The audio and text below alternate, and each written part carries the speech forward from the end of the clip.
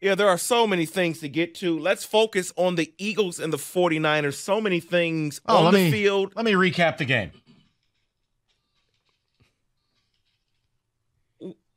Well, and then the Niners got on the plane. Yeah, before we even get to the game, let's talk about the incident with the head of security. Sure. For the Philadelphia Eagles. Right now, Adam Schefter is reporting the NFL is reviewing the sideline incident and that there is expected to be follow-up with the Eagles this week. If you didn't see the game, Dre Greenlaw got into it on the sidelines, and then the head of security for the Eagles, and it was a back-and-forth situation. Head of Eagles pushed him out of the way, and then Greenlaw put his finger in his face, and I thought it was a coach at first. Greenlaw got tossed, and he's like, wait, but this guy got it. He grabbed me. And then I look back and I'm like, he's not a coach. Like, who is that? No, this is what happens in a town like Philadelphia, who's been on top here for a few years. Everyone's a celebrity now. You know who I don't know the name of? Anyone's head of security except theirs. But they've turned him into the Italian stallion. He put his hands on Greenlaw. He should have been thrown out of the game. The fact that Greg Olson couldn't bring himself to say it on the broadcast. Second of all, it should have been a 15-yarder matching on the Eagles. Yep. He should be fined. He ought to be suspended. You can't put your hands on players. You're head of security. You're not a linebacker. Right. I'm sitting there. I'm like DiCaprio in that meme. I'm pointing to the TV like, he grabbed him. He touched him. No. He should be tossed out of the game. What are we doing here? Oh, he gives good restaurant recommendations. So let's talk about the game. The actual game, the stuff that happened on the field. The Eagles were winning early, but it was only 6-0, and then San Fran just took control. I knew that they had a chance, even though I got an unsavory text from a person I'll leave nameless, because the Eagles dominated the first quarter, and it was 6 points, which means if the Niners score a touchdown, they're going to be ahead. It's no panic. They couldn't get into the end zone. The Philly shove was null and void. And then all of a sudden, Brock Purdy relaxed, and the gates opened up, and the Niners, I think, scored on their next 5 out of 6 drives. Yeah, here's the second half. Touchdown, touchdown, touchdown, touchdown. Hey, we're running to the left behind Trent Williams. Want some pizza? Right, McCaffrey. I mean, you don't win the Super Bowl with this team this year. You never win in one. You better not screw up. David? So the conversation today is Purdy 70% this year, 3,100 yards, 23 touchdowns, 6 interceptions, 116.1 passer rating. Is he the NFL MVP? No. I'll say no. What an asinine question. It's happening all over the NFL right now. Look at your betting odds. Yes, his betting odds, he's the leader as of right now. Yeah. Your NFL MVP's Tyreek Hill.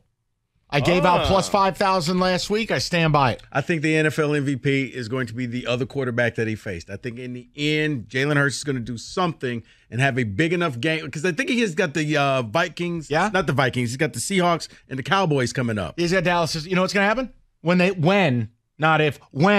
lose to the Cowboys Sunday, we'll put that conversation to bed. It's Tyreek the Freak. Why? It's fun. Brock Purdy, run, 5-yard pass that goes for 50. See, I was just trying to be objective and say, David, he throws a lot of passes and his receivers Kenny could play quarterback for the Niners. You know what? We're done here. By the way, the Eagles have signed. What was all this strange? The man went into Philly. Listen. Not a lot of people can do that. No, I know. Not a lot of people can root for a team as good as yours. Basically, Philly fans were waving a dead arm around, reminding him, hey, we ripped your arm off last year. No, they're animals. They're not nice people. Yeah, the Eagles today have signed Shaquille Leonard. There's a picture going around with the head of security. Howie Roseman, that's his MO. They're going to sign names. Yep. They're going to sign stars. Shaq Leonard has not been the same player since the injuries. He'd even lost his spot as the leader of that defense. So right, but I wonder if it's just kind of a depth type of thing where we don't need you to be a starter, but if we can bring you in on second or third down in case somebody gets injured, we can bring you in the game. Yeah, part of the rotation. So let's talk about the team that the Eagles lost to in the Super Bowl last year. Their fans are complaining about officiating.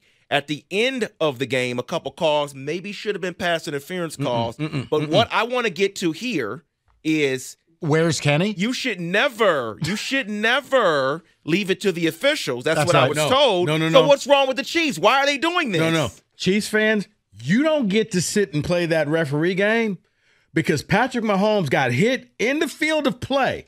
And because he was Mahomes, it was a 15-yard penalty.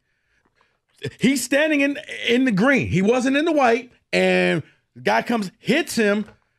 That's Patrick Mahomes, right? They huddle up and then throw a flag. Like, what was the penalty? You hit Mahomes too hard while he was in the field of play, while he was trying to get the extra yards, trying to get the first down. He's fair game. So I'm sorry, Kansas City fans, you can't sit here and get angry because all of a sudden it was a makeup call. That's what it was, David. They knew, they saw the replay, because if refs could say, we don't pay attention to the Jumbotron, yes, you do. You saw it. Oh, yeah, we blew that one. Guys, here's the other thing. I hate to break it to you.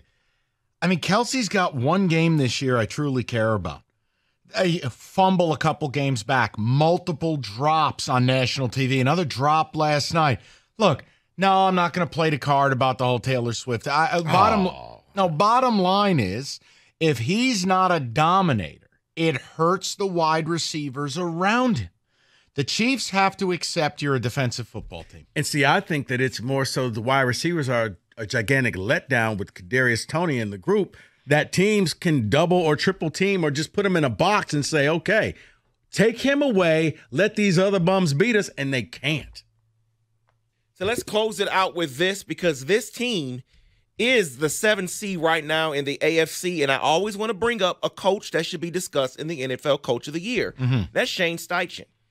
Indianapolis Colts head coach. They are 7-5 and the final seed in the AFC right now. We talk about DeMeco Ryans and what he's done in Houston. And Dan Campbell. Those are the three to me.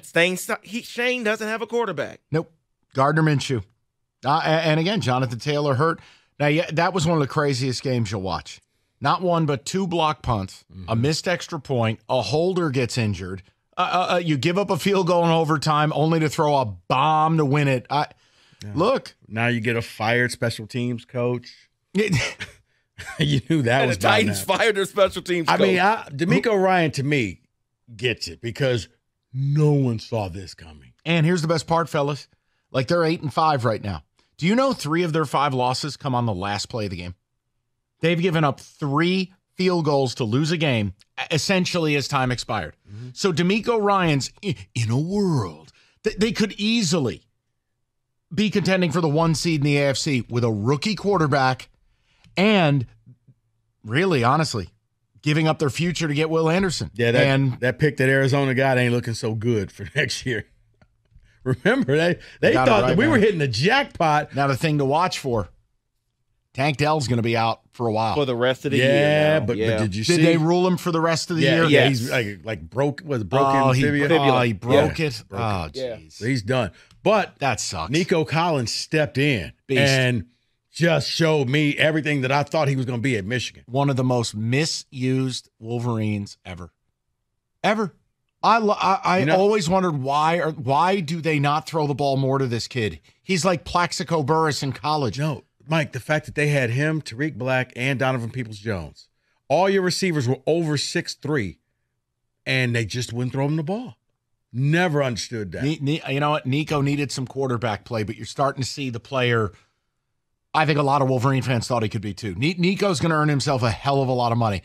He owes C.J. Stroud a Bentley. Yes, for sure. He's about to get about a $75 million paycheck. Yeah, I don't think they have that whole rivalry talk amongst them. It's just like, let's just make that money. It's what you know what our favorite color is what it Green. is. You're exactly right about that, and that is in football today.